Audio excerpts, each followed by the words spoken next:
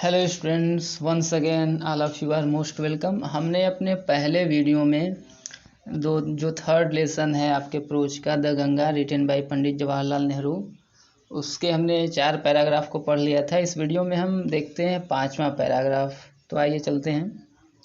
पंडित नेहरू क्या कहते हैं आगे गंगा के बारे में कि एंड दो I have discarded much of past tradition and custom.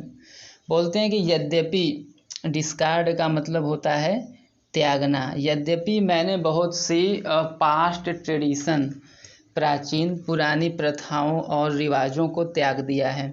And am anxious that India should rid herself of all shackles. Rid का मतलब होता है मुक्ति पाना। तो मैंने इन प्रथाओं को, रीति रिवाजों को त्याग दिया है और यह चाहता हूँ कि India should rid herself of all shackles. Shackles का मतलब होता है बंधन, बेड़ी। तो भारत को भी सभी बंधनों और बेड़ियों से मुक्ति पाना चाहिए। किन बंधनों से? That bind and constrain her and divide her people. जो उसको बांधते हैं, उसको सीमित करते हैं और उसके लोगों को विभाजित करते हैं। मतलब जो भी बंधन, बेड़ियां हैं, भारत के लोगों को विभाजित करते हैं और उन्हें सीमित करते हैं, ऐसी बेड़ियों से भारत देश को, अपने आप को मुक्त कर लेना चाहिए। एंड सप्रेस, सप्रेस का मतलब होता है दमन करना, मतलब जो दमन करते हैं, ऐसी बेड़ियां। वास्ट नंबर ऑफ दिम, वास्ट का मतलब होता है अत्यधिक, बड़ा, विशाल, संख्या में अधिक। ऑफ दिम and prevent the free development, prevent का मतलब होता है रोकना, the free development of the body and the spirit. जो भारत के लोगों के, बॉडी का मतलब शरीर और स्पिरिट का मतलब है आत्मा या मन। तो जो भारत के लोगों के शरीर और मन के फ्री विकास को, स्वतंत्र विकास को रोकते हैं, ऐसी बंधनों और बेड़ियों से भारत देश को मुक्त होना चाहिए। Though I seek all this yet I do not wish to cut myself off from the past completely. Though I seek all this, दो मतलब यद्यपि, आई सीक का मतलब है देखना, चाहना, समझना। यद्यपि मैं ये सब चाहता हूँ, दिस येट फिर भी, I do not wish to cut myself off, cut off का मतलब मुक्त कर देना, उससे दूर हो जाना। फ्रॉम द पास्ट कम्प्लीटली, बोलते हैं कि यद्यपि मैं ये सब चाहता हूँ, फिर भी पास्ट से मतलब बीते हुए समय से, भारत के भूत से अपने आप को पूर्ण रूप से अलग करना नहीं चाहता हूँ। I am proud of that great inheritance, inheritance का मतलब है विरासत। तो that great inheritance that has been, मैं उस महान विरासत के प्रति गर्वीला हूँ, मतलब गर्व रखता हूँ, मुझे उस महान विरासत पर गर्व है। दैट हैज बीन, जो रहा है, एंड इज आवर्स, हमारा है, एंड आई एम कॉन्शस, और मैं सचेत हूँ। That I too like all of us am link in the unbroken chain. Unbroken मतलब जो टूटा हुआ न हो, वह अटूट। चेन का मतलब होता है कड़ी, which goes back to the dawn of history.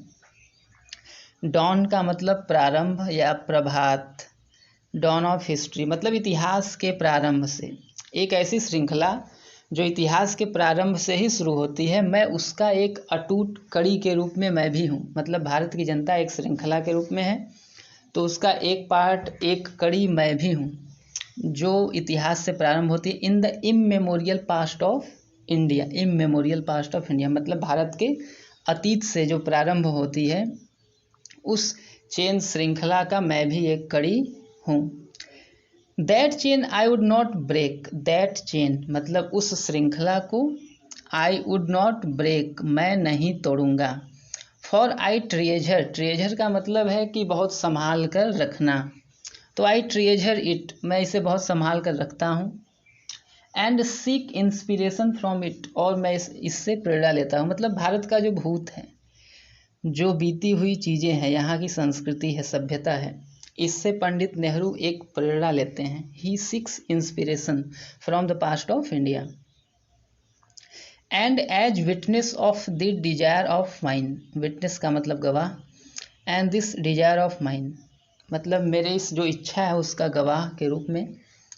And as my last homage, homage का मतलब श्रद्धांजलि, last respect, to India's cultural inheritance मतलब मेरी इस इच्छा के गवाह के रूप में और भारत के इस सांस्कृतिक विरासत के सम्मान के रूप में I am making this request, मैं यह निवेदन कर रहा हूँ, that a handful of my ashes, handful का मतलब मुट्ठी भर, ऑफ माई एसेज मतलब मेरे राख, बी थ्रोन मतलब फेंका जाए, thrown into the Ganga at Allahabad to be carried to the great ocean that washes India shores. Wash मतलब धोना, इंडिया का शोर का मतलब है तट। तो बोलते हैं इस महान सभ्यता के, भारत के सांस्कृतिक विरासत के सम्मान के रूप में मैं चाहूँगा कि मेरी राख को, a handful of my ashes, मेरी मुट्ठी भर राख को गंगा में, इलाहाबाद में गंगा में फेंका जाए, जो कि बहता हुआ, to be carried to the great ocean of washes India shores, उस महान सागर में ले जाया जाए जो भारत के तटों को धोता है। इंडिया सोर्स भारत के तट को धोता है। The major portion of my ashes should however be disposed of otherwise. बोलते हैं कि जो प्रमुख पार्ट है, ये तो एक हैंडफुल मुट्ठी भर जो पार्ट है उसको फेंका जाना चाहिए गंगा में, लेकिन जो अन्य अधिक बचा हुआ पार्ट है उसको कैसे ख़त्म करना है इसके बारे में भी बताते हैं। मेजर पोर्शन, मेजर का मतलब प्रमुख, अधिक भाग, of my ashes should be disposed of otherwise, उसको दूसरे तरीके से समाप्त करना है। डिस्पोज ऑफ का मतलब है समाप्त कर देना। I want this to be carried high up in to the air, मैं चाहता हूँ कि उसे हवा में बहुत ऊंचाई पर ले जाया जाए, उनकी राख को, इन एन एरोप्लेन। तो मैं चाहता हूँ कि इन राख को हवा में एरोप्लेन से ऊंचाई पर ले जाया जाए। स्केटर्ड, स्केटर्ड का मतलब होता है बिखेर देना, और वह बिखेर दिया है। From the height over the field, खेतों में ऊंचाई पर हेलीकॉप्टर एरोप्लेन में ले जाया जाए और वहाँ से राख को बिखेर दिया जाए। Where the peasants of India toil, toil का मतलब है वर्क हार्ड, कठिन परिश्रम करना। पीजेंट का मतलब होता है फार्मर्स, किसान। तो खेत में ऊपर हेलीकॉप्टर में, एरोप्लेन में, जहाज में ले जाकर राख को उन खेतों में फेंक दिया जाए जहां भारत के लोग अत्यधिक मेहनत करते हैं।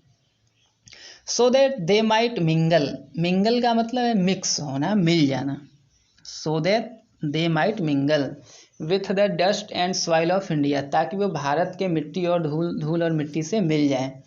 And become an indistinguishable part of India, indistinguishable का मतलब अभिन्न, मतलब जिनको अलग न किया जा सके। तो भारत के ऐसे राख फेंका जाए जो मिट्टी और धूल में मिल जाए, ताकि वह भारत का अभिन्न अंग बन जाए। I have written this will and testament in New Delhi, मैंने इस वसीयत को नई दिल्ली में लिखा है। On the 21st day of June, 21st day of June मतलब 21 जून को। इन द ईयर 1954, 1954 मतलब 1954 में उन्होंने इस वसीयत को लिखा, जहाँ से यह लेसन लिया गया, उसके कुछ पार्ट लिए गए हैं और यहाँ पर दिए गए हैं।